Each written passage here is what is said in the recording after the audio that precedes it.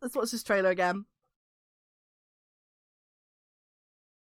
So this first, like, when I saw this, I was like, okay, this could be Zelda, but this also could not be Zelda. So I'm not gonna have a freak out at this very strange looking creature.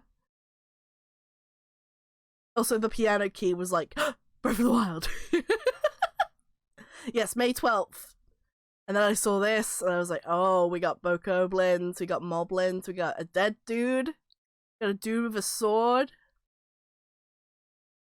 and what looks to maybe be Malice?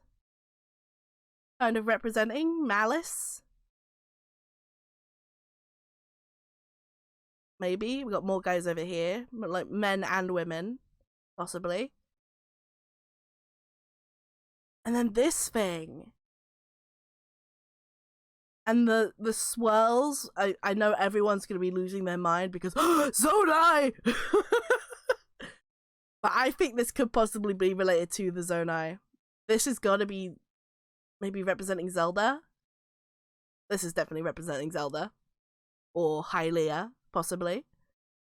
But look at the eyes. You got like the traditional kind of Sheikah triangles under the eyes. And this, all on the side. All of this kind of writing.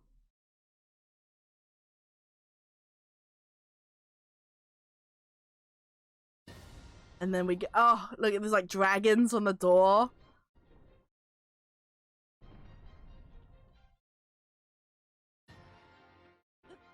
Oh, look at it go, look at this.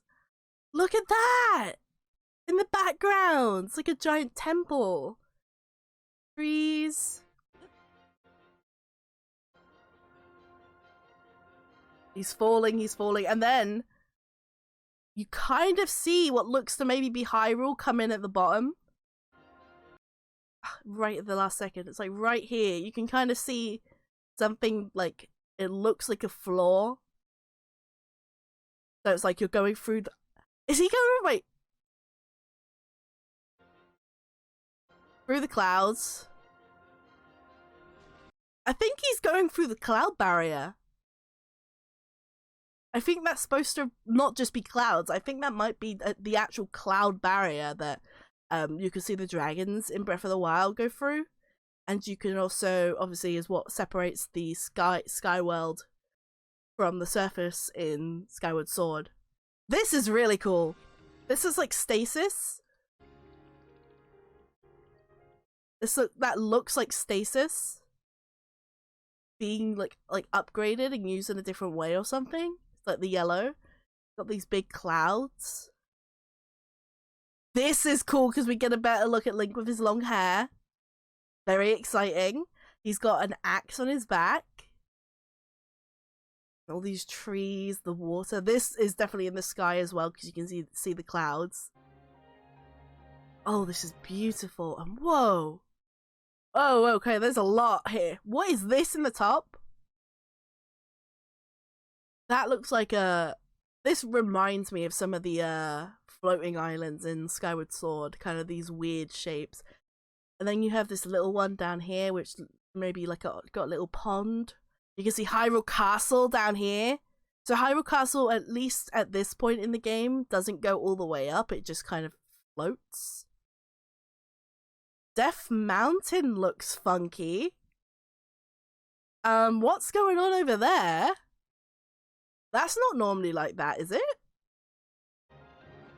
You can see like tendrils coming out of Death Mountain that look very similar to the Malice under Hyrule Castle. And there's like this weird green spiral stuff on the floor next to Hyrule Castle.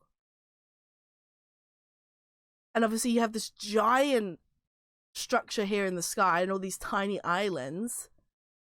Oh, there's so much. There's like a pillar here that I don't recognize from Breath of the Wild. And next to a big hole. Because this is obviously the main kind of Hyrule Field part. Obviously right outside of Hyrule Castle. And it's like it doesn't look the same. It looks different. And I'm happy it looks different because it'd be boring having the exact same thing. So we've got like this. I want to know what's going on with Death Mountain. I do not remember Death Mountain constantly having these weird streams, like these weird tendrils coming out the top of it. And then we get this cool little, like, look, there we go, we can see it. Here, more. That was what was on the floor in their Hyrule Castle. This strange green glow. It really reminds me of what's the name? The Twilight Palace patterns that you see all over Twilight Princess in the palace. Is this near to Bantha? My brain is like not working. There's something here as well, just to the right on the edge of the cliff that looks maybe like a telescope. I don't know if that's what it is, but that's kind of what it's giving me. There's a road that doesn't look like I could see it from Breath of the Wild, but obviously the main thing is this big boy here, this like manta ray type kite surfboard.